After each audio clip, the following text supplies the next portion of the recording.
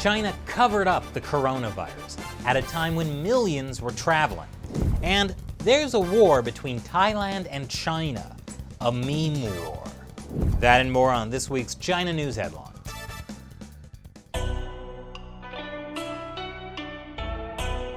This is China Uncensored. I'm Chris Chappell. Guess what? According to internal government documents leaked to the Associated Press, the Chinese Communist Party knew before January 14th that they had a deadly epidemic on their hands, and they didn't warn the public for 6 days. Now let me clarify. I'm not talking about small-time local officials in Wuhan where the coronavirus outbreak began. I'm talking about the very top level of the Chinese Communist Party. On January 14th, the National Health Commission held a teleconference with provincial health authorities.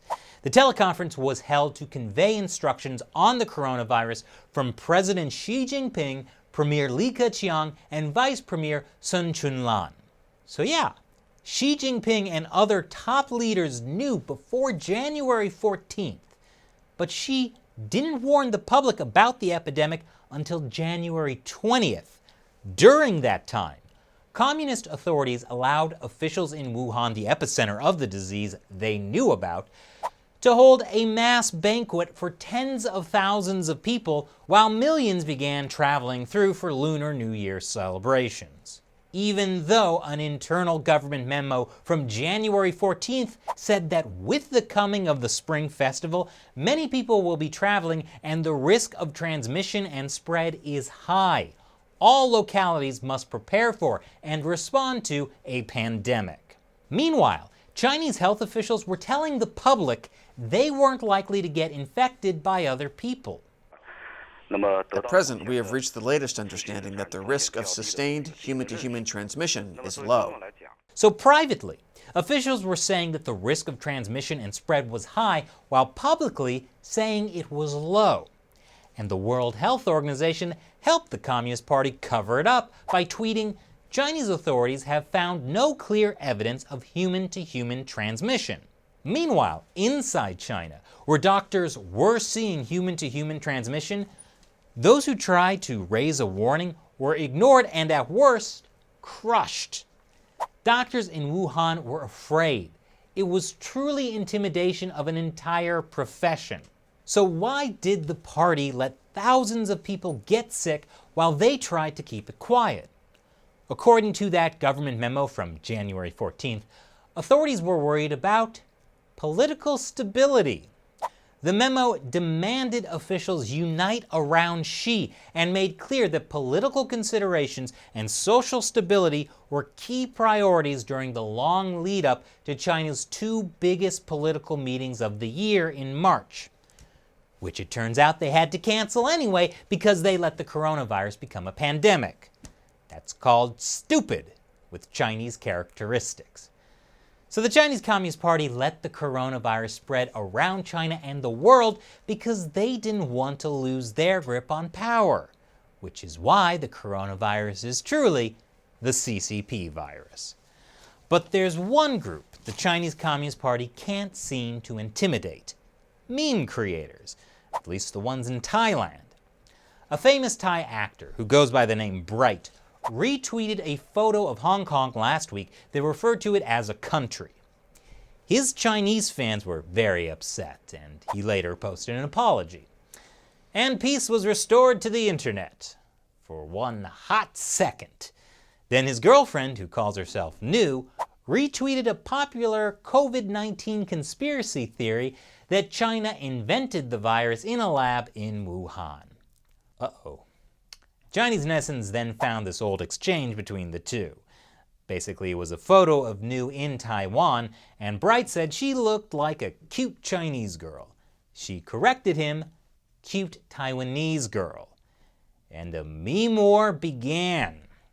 My favorite Chinese state-run media, the Global Times, decided it was their job to jump into the Twitter dumpster fire.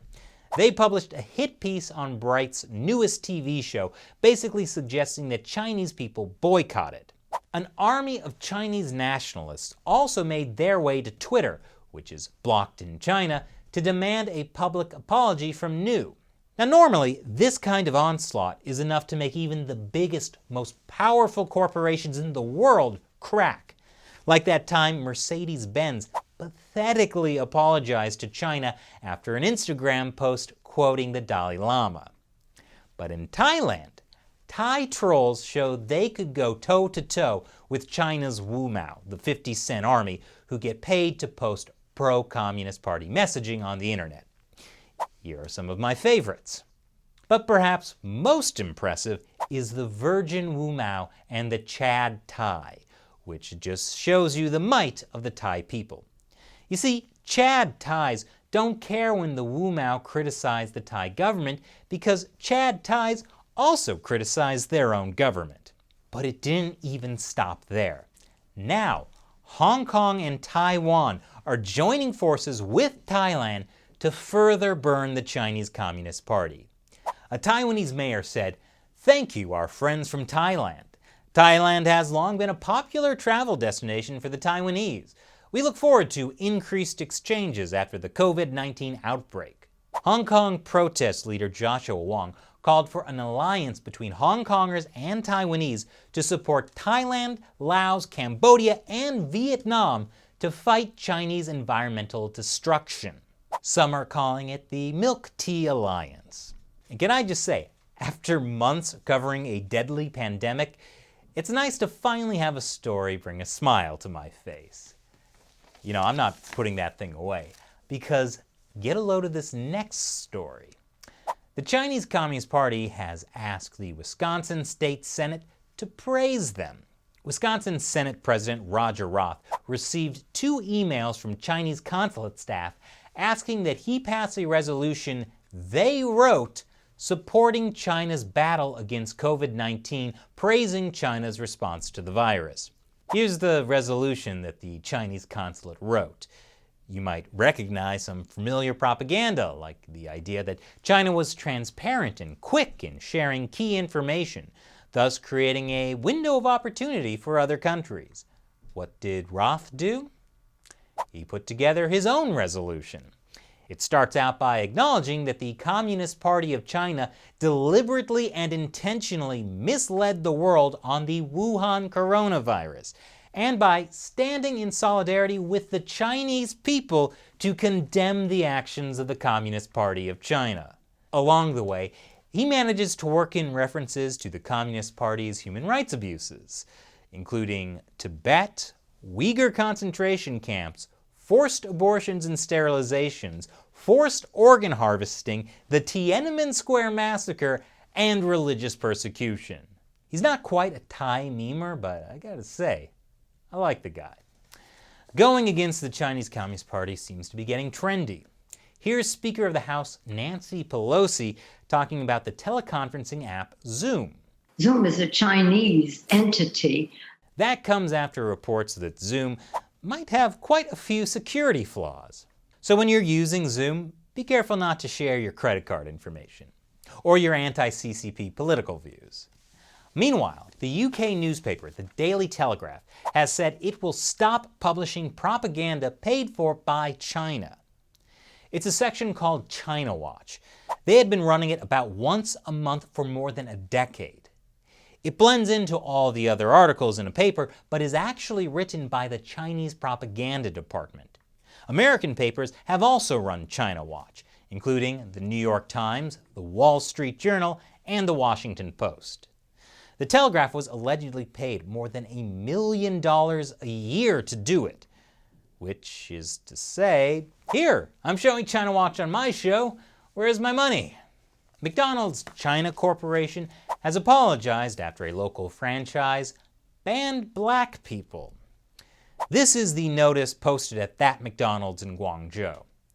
It's part of a much larger wave of racism against Africans inside China. For more, check out the recent episode, China's Racist Attacks on Black Foreigners. The weird thing is, many people are telling us that they didn't get a YouTube notification about this episode. So if you haven't seen it, check it out. Of course, China's attacks against foreigners happened after weeks of the Chinese Communist Party calling any criticism of the party and how it handled the coronavirus racist.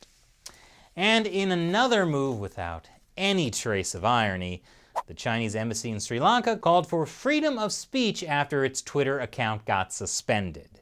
Twitter said it was a systematic mistake, not anything personal. The embassy said it regretted this systematic mistake and wanted to reiterate that freedom of speech must be honored.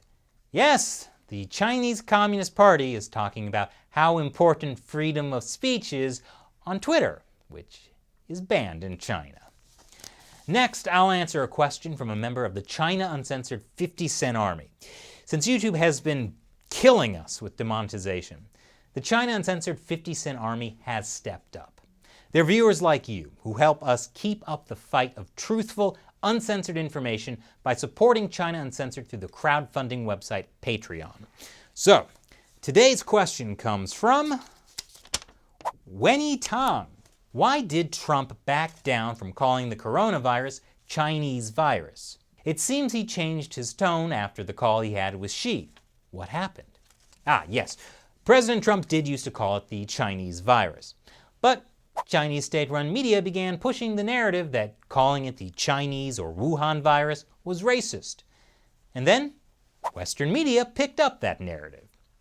Here's Trump at a press conference back in March. Okay, why do you keep calling this the Chinese virus? Why do you keep using this? A lot Because of it people comes say from it's China. racist. It's not racist at all, no, not at all. So for Trump, it was a way to focus on the role the Chinese Communist Party played in the coronavirus spread, since, they were trying to spin a tale that the US military actually spread it. But there were real reports of xenophobia and racist attacks against Asian Americans, so Trump stopped using it and tweeted that the US must protect Asian Americans from being blamed for the virus. That was after several influential Asian American political groups sent a letter to the White House. So it seems to have been more about that than any phone call with Xi Jinping. I personally have been using the CCP virus to talk about it, which I really wish Trump would use. So, Mr. President, if you're watching, you're welcome. Anyway, thanks for your question. So, I'd like to talk about something weird that happened on the show. This week, we published this episode about the Chinese government targeting Africans inside China. Now, even though China Uncensored has 1.2 million subscribers, as of this recording, that episode got around 60,000 views, way lower than our recent episodes, which get hundreds of thousands of views. There could be all kinds of reasons for that. Maybe people just aren't interested in that topic. But many subscribers told me YouTube never sent them a notification about that video, even though they have notifications turned on.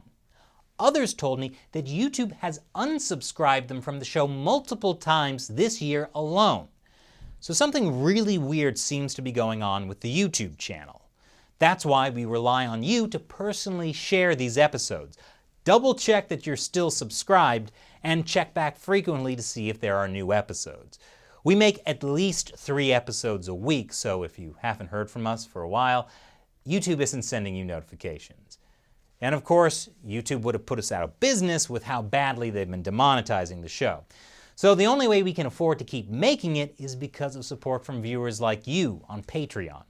If you want to hear your question answered on the show, join the China Uncensored 50 Cent Army on patreon.com/China Uncensored. Once again, I'm Chris Chappell. See you next time.